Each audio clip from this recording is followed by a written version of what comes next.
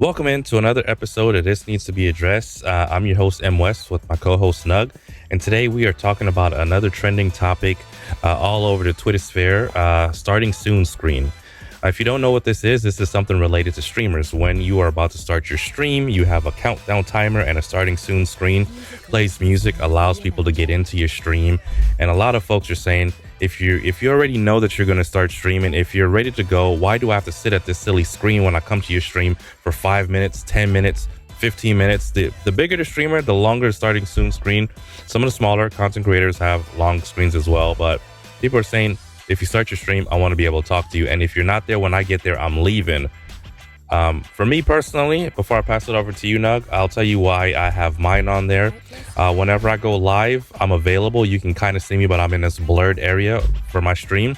It has the countdown timer, but really what I'm trying to do is let pre-roll ads hit. And that way that gets a chance to hit. People can kind of talk to me, kind of see me, see what the topics are in my stream. And then after the pre-rolls get started, because no matter what you do on Twitch, you're going to get ads. Then my stream gets going after those pre-roll hit. And then I have an hour-long opportunity to talk to people. So my purpose for having it is really to get past the ads. That's the only reason, but I'm available as soon as my stream starts. Doug, how are you feeling about it? What do you think about all the drama on the Twitter sphere? Well, first and foremost, I'm in the same boat as you when it comes to pre-roll ads. I used to run whenever I was streaming a lot.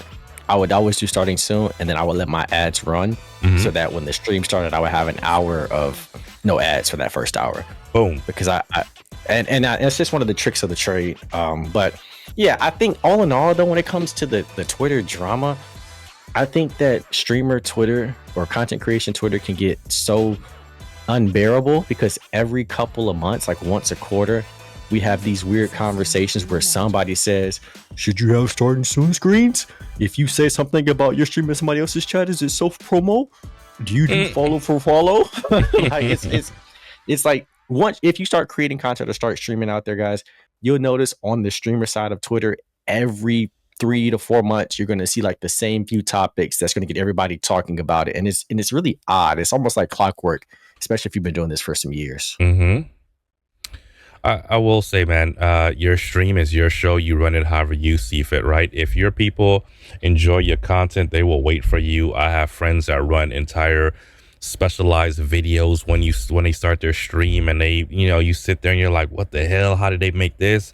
I have some people that as soon as they turn on their stream, they're there and they're present and they're ready to go. So it's all different strokes for different folks, right? For me, if I don't like your video at the beginning, or I want to talk to you, I'll just come back when I think your stream is ready to go. But really, it doesn't matter to me. That's your business. Is however you want to run it. So however Nug does it, however this person does, I don't care what they write on Twitter, because I'm gonna keep doing me, and I suggest they keep doing themselves.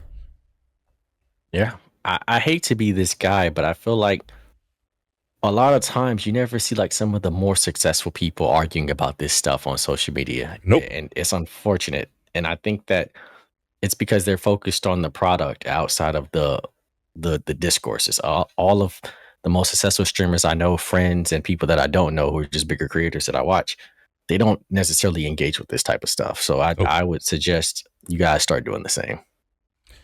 I don't like it. I don't retweet it. I don't get involved in it. The only reason why I want to address it here is because it's trending right now. And I do think that it's worth us mentioning how we utilize it and why it doesn't matter to us. And past that, again, your stream is your show and you should conduct it however you see fit. And whenever you see these things kind of bubbling up, just know we talked about it on on our show, and you should let it go too. Yeah, and honestly, you know what it is? Like if you're not getting viewers, maybe it's not your starting soon screen. It's because you don't have boobs. No, I'm just kidding. That was another thing, bro. They had this thing where they were like, oh my God, women have it so easy. Like all these dudes like, women have it so easy. All they got to do is get in a hot tub and they're going to go viral. Oh my God, ASMR is going to go viral. I mean, we could be here all day talking about all the different things that people would argue about in streamer Twitter. And so I think it's just really funny that this is just a phase, and we'll be back by December with a new one.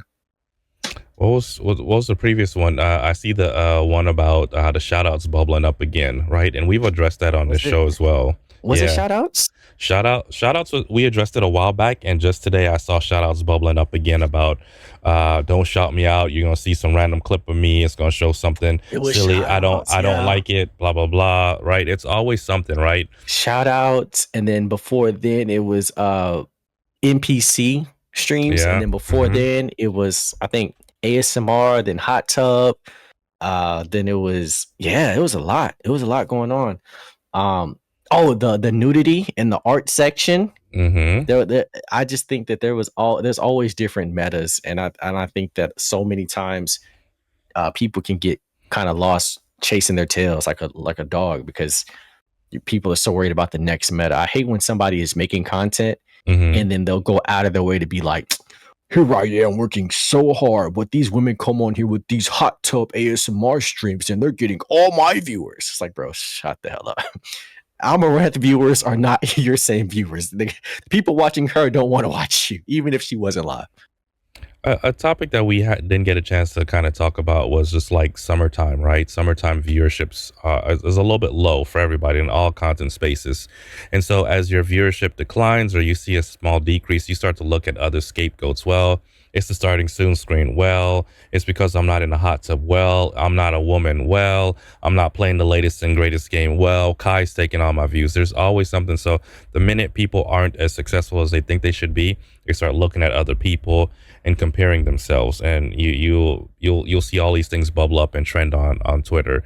And the best thing I can always say is, I think you've quoted it, Nug, is comparison is the thief of happiness or the thief of joy or something like that.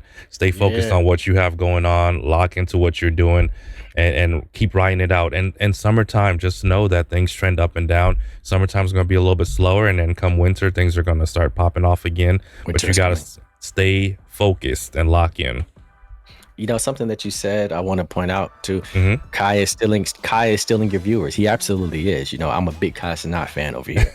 I wanna point out though, Hmm. if you notice, every time Kai does something, Hmm. he gets like backhanded compliments. So at first he was doing like the celebrity thing, and people are like, oh my god, streaming is changing. It used to be gaming, and now everyone wants to be Kai and bring all these guests in these interviews. And then he started doing the IRL stuff and like Hmm. the things like that. People are like, oh my god, now you have to have these big productions. Hmm. Twitch used to be about gaming, but stay with me now.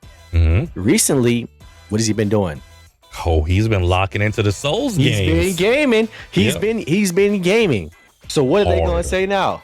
What are they going to say? Because and this isn't just about Kai per se. Like I'm proud of Kai. I'm a fan of Kai. But I wanted to point out that if you focus on the content, no one's stealing your viewers, and Twitch isn't changing. Content is still king. People thought it was IRL. People thought I have to do all these big productions. And here's a guy who's like, look, you can do anything that you want. Just make it good. You can game if you want to.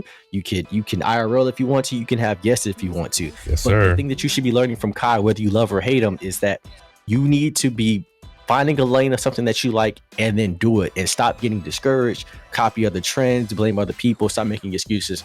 Just kind of do what you do. So Yeah. I thought that was interesting, man.